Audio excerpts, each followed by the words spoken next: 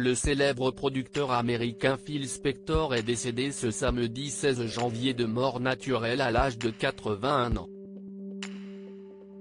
CST Le département pénitentiaire de Californie qui l'a annoncé dans un communiqué publié ce dimanche 17 janvier. Il avait rapidement su se faire une place auprès du public, notamment grâce à ses méthodes innovantes.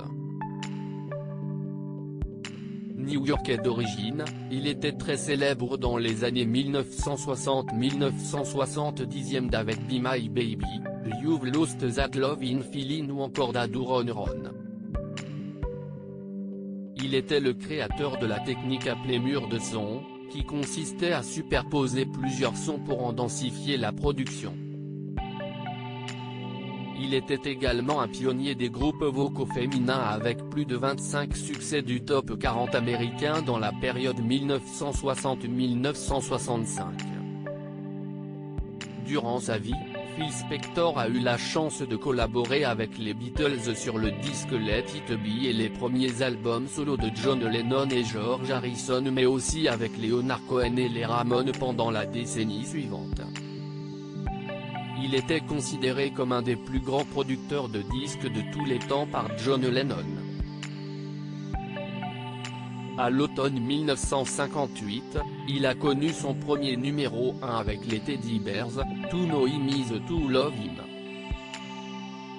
En 1989, il avait intégré le Rock and Roll Hall of Fame en tant qu'un des plus grands producteurs de l'histoire du rock. Son succès avait commencé à diminuer dans les années 1970. De plus, il a rapidement été rattrapé par des troubles physiologiques chroniques, qu'il nommait ses démons. Discret, il avait fait cependant parler de lui en 2003, après la découverte du corps d'une actrice dans son appartement. Le meurtre de Lana Clarkson depuis 2009, il était incarcéré dans une prison en Californie pour le meurtre de Lana Clarkson, une actrice de série B.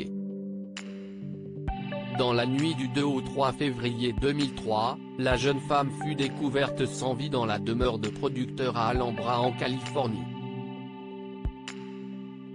Il a d'abord affirmé que la quadragénaire s'était tiré elle-même une balle dans la bouche.